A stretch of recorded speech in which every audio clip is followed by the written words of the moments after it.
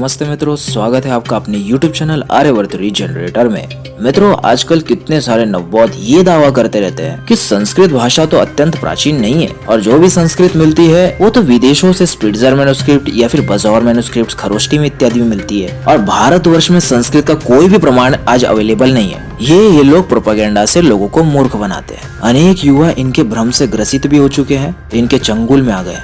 मित्रों, आज की वीडियो के अंदर हम ऐसा एक इंडियन मैन्युस्क्रिप्ट दिखाने वाले हैं जिसको जान लेने के बाद हमारे दर्शक कभी भी नवबौद्धों के इस भ्रम में नहीं आएंगे। आज हम मित्रों आपको बाकशाली मैन्युस्क्रिप्ट के ओरिजिनल टेक्स्ट से प्रमाण देने वाले हैं और सभी री, विसर्ग, अनुस्वार, क्षत्र, ज्य, श, श, जीवा, मूली जितने भी वैदिक अक्षर है, संस्कृत के अक्षर है, सभी का प्रूफ आज हम आपको देने वाले हैं। मित्रों, आज हम इस पूरे प्रोपेगेंडा का दी एंड गेम कर देंगे और अंत तक इस वीडियो को जो भी देखेगा उसके माइंड से संस्कृत को लेके सारे भ्रम कहीं दूर छूट चुके होंगे। तो जो भी हमारे चैनल पर नए आए हैं, चैनल को सब्सक्राइब नहीं किया तो चैनल को सब्सक्राइब कर लीजिए, वीडियो को लाइक कीजिए।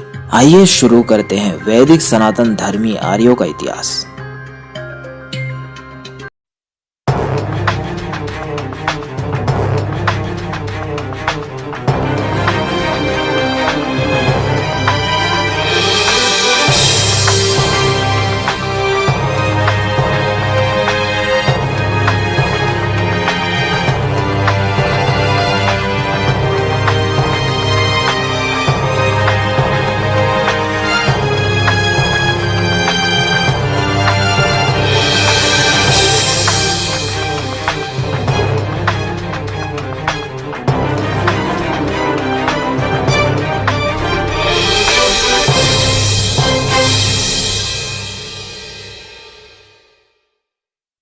मित्रों, बाकशाली मैन्युस्क्रिप्ट भारतीय गणितज्ञों का एक इतिहास प्रदर्शित करता है कि आज से 1800 वर्ष पूर्व हमारा गणित का स्तर पूरे विश्व की तुलना में कहां पर था।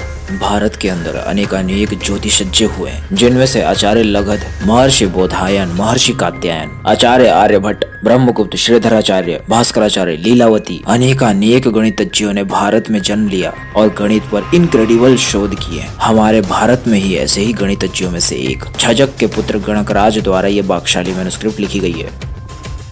The invention of zero for me is one of the most important moments in the history of mathematics. This is a moment where suddenly a very abstract idea, a symbol for the concept of nothing. I mean, why do you need to count nothing? But this really kick-started some extraordinary mathematics, things like the calculus. Even our digital age is dependent on things like ones and zeros. We so take the idea of zero for granted in our modern age, but where did this number first appear? Well, amazingly, mathematics was really vibrant in the Indian subcontinent, and we find zero being talked about for the first time there. And why this manuscript, the Bakhshali manuscript, is so important is this seems to be the first place that we see this idea of zero beginning to be born. The Bakhshali manuscript is actually quite a complicated document because it isn't just one piece of mathematics, it's many pieces written over, it appears now, quite a few centuries. And it seems to be a document helping merchants to do mathematical calculations. So there are lots of examples and lots of numbers. And this is where we see the zero, because in some of these numbers we see a dot. This is a dot saying there is nothing here. And so this dot is the one that will eventually open up to be the zero that we use today. I've been fascinated for years trying to find the first example of a written zero, and I went out to India and found a zero carved on the side of a temple which dates to the 9th century. But this Bakhshali manuscript, the challenge was, is this earlier? And for years we just haven't known because well, the Bodleian Library didn't want to burn a bit to do some carbon dating. But I pressed them and said, I would love to know what the date is. So they've now done a carbon dating. And I think everyone was truly shocked to find out that actually this is so much earlier than anyone thought. This dates to the 3rd, 4th century. I think many people are aware that our modern technology depends so much on mathematics. But what I think is often missed is that mathematics has a history. It's come from somewhere. It comes from people coming up with new ideas. And in this document, we see one of the most important new ideas created in mathematics. Now we understand from the 3rd, 4th century. When I started to dig into the history of my subject, I was really surprised to discover how much mathematics was going on in the East, and in particular, the Indian subcontinent. I mean, we have the creation of zero, but that's not all. There are very early signs of the calculus being done way before Newton and Leibniz were doing it. And it goes on today. India is one of the powerhouses of the mathematical world in the 21st century too.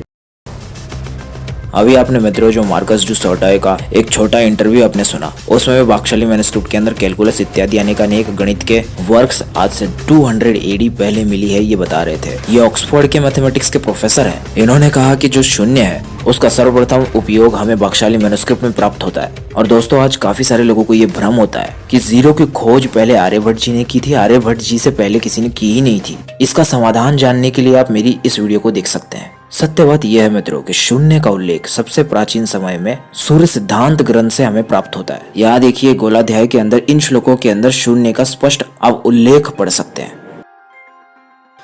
सूर्य सिद्धांत का सही काल बर्गिस भी जानता था। उसने सूर्य सिद्धांत का काल 21,64,960 साल पहले का किया था, लेकिन वो इसको मानता नहीं था। ये केवल मान्यता नहीं है, ये श्लोक में भी आया है। सूर्य सिद्धांत जब लिखा गया था उसका काल स्वयं सूर्य सिद्धांत के मध्यमाधिकार श्लोक 22-23 में दिया हुआ है। इसको कोई ट्रांसलेटर ध्यान ही नहीं दे रहा है। इसको ठीक ठीक नोट आउट पंडित श्री लेखराम जी ने अपने सृष्टि का इतिहास नामक पुस्तक में दिया है। तो इन श्लोकों का अर्थ हम देखते हैं। इस कल्प के संधियों सहित 6 मनु बीत गए हैं, 6 मनवंतर बीत गए हैं और 7वें मनवंतर वैवस्वत के 27 महायुग बीत गए हैं।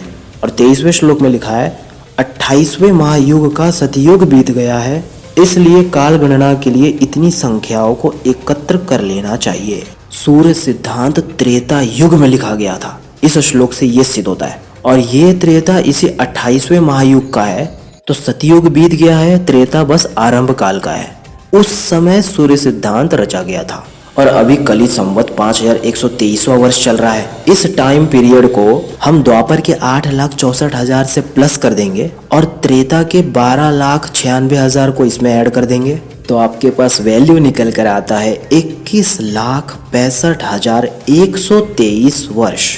सूर्य सिद्धांत की रचना की एग्जैक्ट टाइम वैल्यू 21,65,123 वर्ष पूर्व है। इसको लिए बिना ही एस्ट्रोनॉमिकल वैल्यू निकाल देते हैं 14,000 साल पहले। अरे जो अर्थ के एक्सियल पोजीशन उन्होंने बताया है उसके साथ ये कालक्रम भी जोड़ो ना। ये नहीं जोड़ोगे तो तुम्हारा एक्यूरेट काल गणना निकलेगा कैसे? हमारा एकमात्र सूर्य सिद्धांत ग्रंथ ही 21 लाख वर्ष पुराना है। क्या है किसी भी सभ्यता में इतना प्राचीन ग्रंथ? और भारत में मैथमेटिक्स लाखों वर्ष पूर्व से पढ़ाई जाती आ रही है।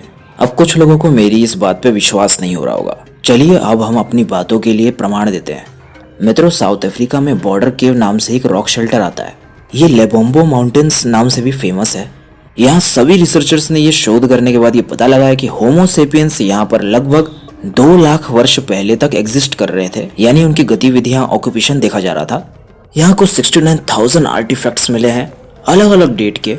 उसी में से एक लेबोम्बो बोन मिला है, the oldest known artifact showing a counting tally, और इसकी डेटिंग कम से कम 40,000 वर्ष पूर्व का किया जा रहा है। और एक और इसी की तरीका के इशेंगो बोन मिलता है, उस पर भी काउंटिंग टैली यानी रिपीटेशन कंटिन्यूटी, गणित की कंटिन्यूटी। और ऐसे ही कुछ नॉस्ट बोन्स मिले 80,000 ईयर्स ओल्ड के, बट उसका कुछ क्लियर नहीं था इसलिए उसको ओल्डेस्ट नहीं माना जा रहा है। तो मित्रों लाख लाख वर्ष के तो यहाँ पर मैथ्स के ही प्रमाण मिल रहे हैं। एक इंटेलिजेंट ह्यूमन, गणित जानने वाला ह्यूमन के इतने प्राचीन प्रमाण मिले हैं, उनके लिए आश्चर्यचकित हो सकता है, परंतु हमारे लिए नहीं है। हमारा वैदिक इतिहास अत्यंत प्राचीन है। वो ये कहता है कि प्राचीन काल से गणित इत्यादि की विद्या पूरे भूमंडल पर व्याप्त थी। अब मित्रों आ जाइए ओल्डेस्ट जो मैथमेटिक्स का मैन्युस्क्रिप्ट मिला है भारत से।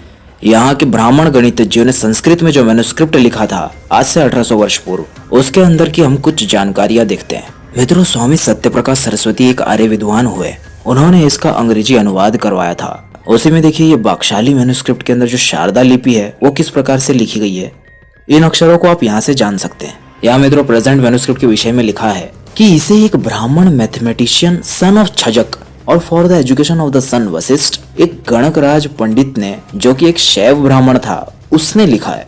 ये लिखितम शब्द आता है यहाँ पर। आप नीचे फोलियो 50 रेक्टो में देख सकते हैं शिवे ने परमात्मन आया है।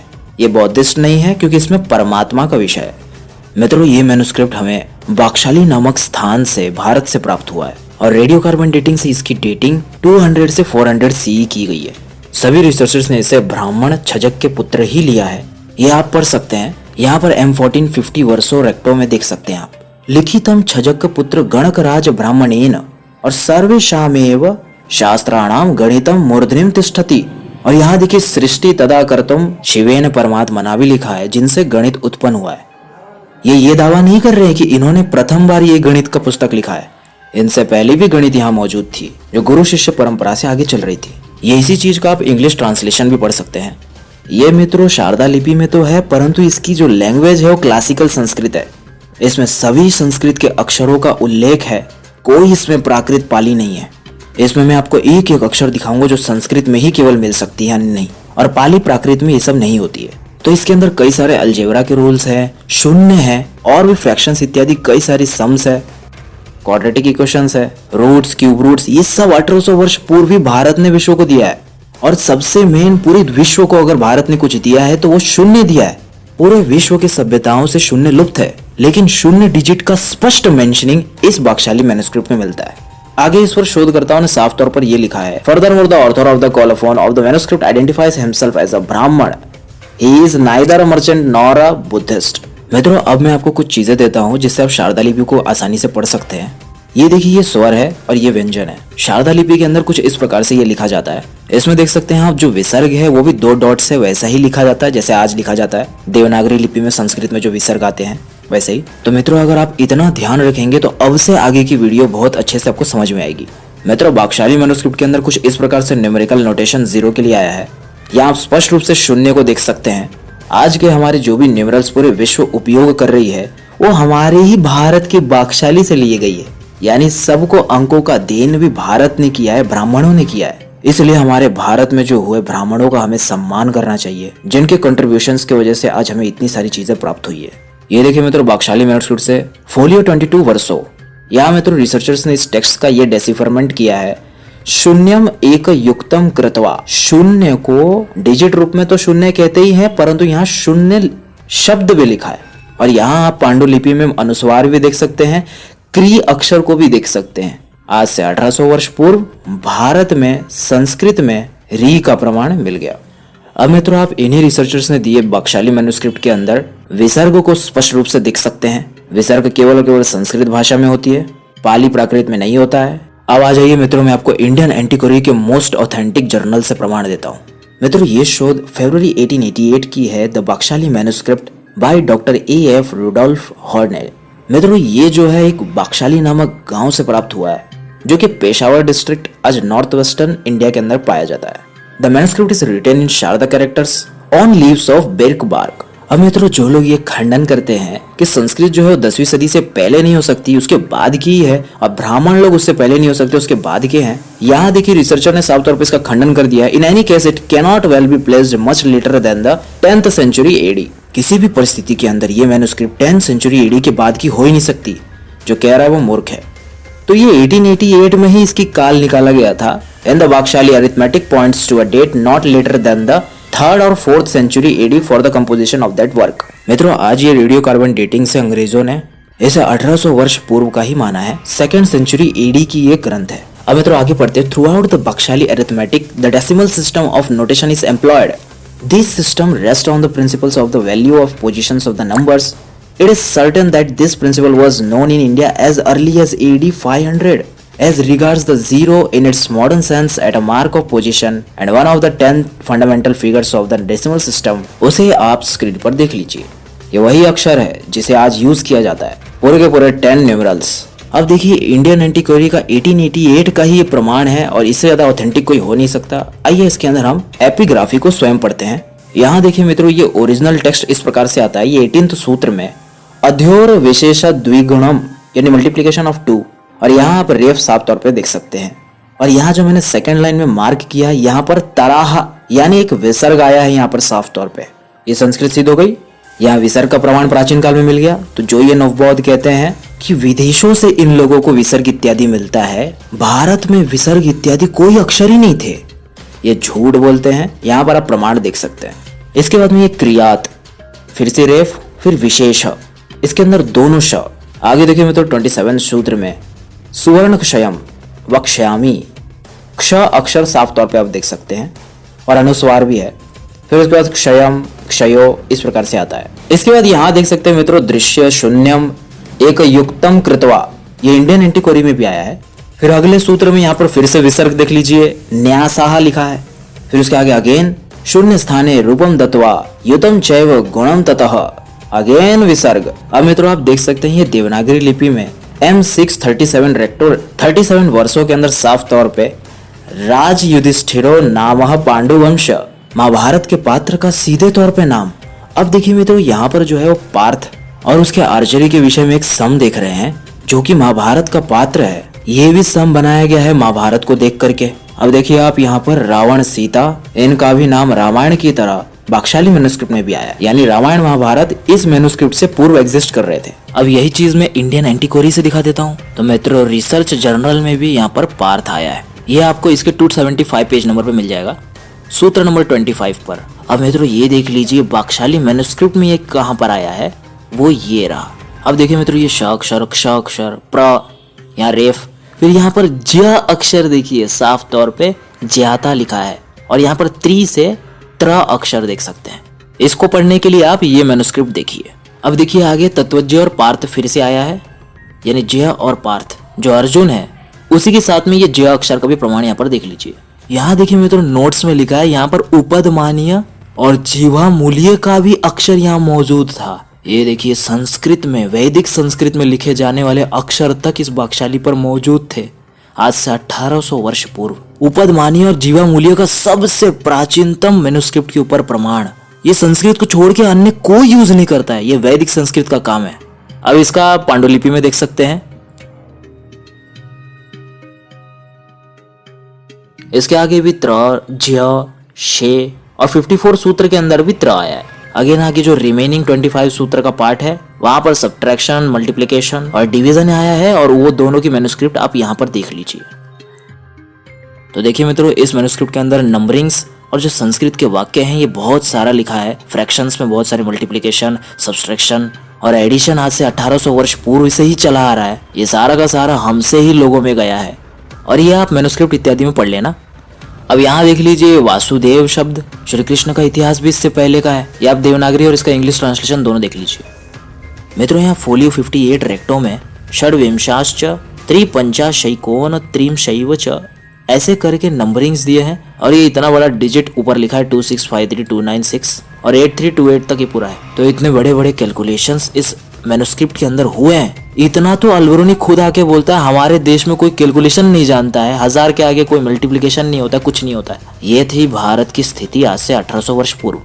अब आगे आप और विसर्ग, ब्राह्मण ये सारे शब्द बाकशाली में स्पष्ट रूप से देख सकते हैं। फिर छ अक्षर, त्र अक्षर, विसर्ग, रेफ और ये जो ए अक्षर मांग रहा था यहाँ पर देख लो एतैसम गुण्यम और यहाँ पर श अक्षर भी है, ढ अक्षर भी है, प्रत्यय में रेफ है, क्रियते और यहाँ पर जीवामूल्य और उपदमानीय अगेन आप यहाँ पर देख सकते हैं। इसके बाद में आप चक्षु में क्ष अक्षर देखिए, पृष्ठम में प्र और ष्ट देखिए और कालो ज में ज अक्षर साफ तौर पे देख सकते हैं। क्या इतने सब के बावजूद कोई कहेगा कि भारत में ये अक्षर नहीं थे? आगे फिर से भक्षणे में क्ष अक्षर देखिए। इसके बाद में फिर से कश्चित, तताहा, विसर्ग, ज्यातु, अर्जुनेन, गृध्र, री, रेफ सब कुछ प्रमाण है यहाँ पर। और कुछ तथाकथित इतिहास खोर लोग प्राचीन काल में री वर्ण को मानते ही नहीं है, 10वीं सदी के बाद में आया ऐसा कहते हैं। तो मित्रों ये M5 रेक्टो में और वर्षों में जो आया है ये आप मैन्युस्क्रिप्ट में भी देख सकते हैं। यहाँ आप विसर्ग आदि स्पष्ट रूप से पढ़ सकते हैं। अब जो मित्रों ये कुछ लोग संस्कृत को काल्पनिक सिद्ध करने में लगे हुए हैं, उनके सारे प्रोपेगेंडा का नाश करते हुए अब आपको मैं आज पहली बार संपूर्ण वर्णों का बाकशाली में के लिस्ट आपको हाथ में दे देता हूँ। अब आप एक एक करके इन प्रमाणों को स्क्रीनशॉट ले लीजिएगा और जहाँ कहीं पे नवबोध मिले उनका मुख आप बंद कर सकते हैं। सबसे पहले मैं आपको बाकशाली मैन्युस्क्रिप्ट के अंदर जो शारदा कैरेक्टर्स है उसमें आप स्वरों को देख लीजिए, कुछ इस प्रकार से अक्षर मिलेंगे। इसके बाद में क ख ग घ अंग, च च ज झ य ये अक्षर इस प्रकार से हैं। इसके बाद में ये तवर्ग देख लीजिए। इसके बाद में ये पवर्ग है, य र ल व श दोनों श को देख लीजिए। इसके बाद में स ह जीवामूल्य, उपदमानीय, विसर्ग, विराम चिन्ह, ये कुछ मेडिवल शारदा वोवेल्स है। इसके बाद में आप एक क्री देखिए, इस प्रकार से लिखा हुआ है। ये स्पिट्जर मैन्युस्क्रिप्ट से मैच कर रहा है इसका वर्ण। इसके बाद में ये ज अक्षर साफ तौर पे देखिए, जो ज वर्ण को नहीं मानते प्राचीन काल में। इसके बाद में ष्ट, ष्ठ, स्थ, अर्थ ऐसा करके ये आता है। फिर टेबल नंबर डी के अंदर अगेन रेफ आएगा और अंतिम का देख लीजिए क्ष वर्ण, क्षत्रिय का क्ष वर्ण। ये न्यूमरल्स है बख्शाली मैन्युस्क्रिप्ट के और ये आज तक के शारदा स्क्रिप्ट का पूरा टेबल। तो चलिए मित्रों, अब मैं आपको जितने भी वर्ण आपको बताया इसका एक एक लोकेशन बख्शाली मैन्युस्क्रिप्ट में किस किस पांडुलिपियों में मिलने वाला है, इसका पूरा ब्यौरा आप देखिए। ये सारे वॉवेल्स आपको इस स्थान में मिल जाएंगे। जैसे आपको अ स्वर प्लेट नंबर 23 में 33 वर्षों लाइन नंबर 6 में मिलेगा। इसी प्रकार से सारे के सारे वर्णों को भी आप जाने। ये यहाँ पर आप क ख ग घ और अण ये देखिए, फिर च वर्ग, त वर्ग, फिर उसके बाद में ये प वर्ग देख लीजिए और यह यहाँ पर मिलेगा 25 में। इसके बाद में विसर्ग आपको, विराम चिन्ह आपको और जीवामूली और उपदमानीय कहाँ मिलेगा उसका भी रेफरेंस यहाँ पर दिया है। ये दोनों श और स, ह सब का लोकेशन संदर्भ यहाँ पर दिया हुआ है। इसके बाद में ये री, रू सब अक्षर यहाँ पर है। ए कहाँ पर मिलेगा, ऊ कहाँ पर मिलेगा, सब कुछ यहाँ पर दिया है। इसके बाद में क्री, क्र, ज्य, ष्ट, स्त साफ तौर पे देख सकते हैं। जो ज्य है वो प्लेट नंबर 13 में 18 वर्षों लाइन नंबर 7 में आपको मिलेगा। कोई नकार नहीं सकता, ज्य अक्षर था उस समय। इसके बाद में कुछ और प्रमाण देख लीजिए। तो इसी के साथ मित्रों यहाँ पर हम अंत कर रहे हैं। आज हमने संस्कृत के सारे वर्ण विदाउट देवनागरी के हेल्प लिए शारदा स्क्रिप्ट से ही सिद्ध कर दिया आज से 1800 वर्ष पूर्व बख्शाली मैन्युस्क्रिप्ट में। और ये ब्राह्मणों की रचना है, विदेशों में नहीं भारत में मिली है। सारे के सारे मूलभूत ऑथेंटिक प्रूफ हमने आपको दिए हैं, सभी बड़े बड़े रिसर्चर और विद्वानों का ही दिया है।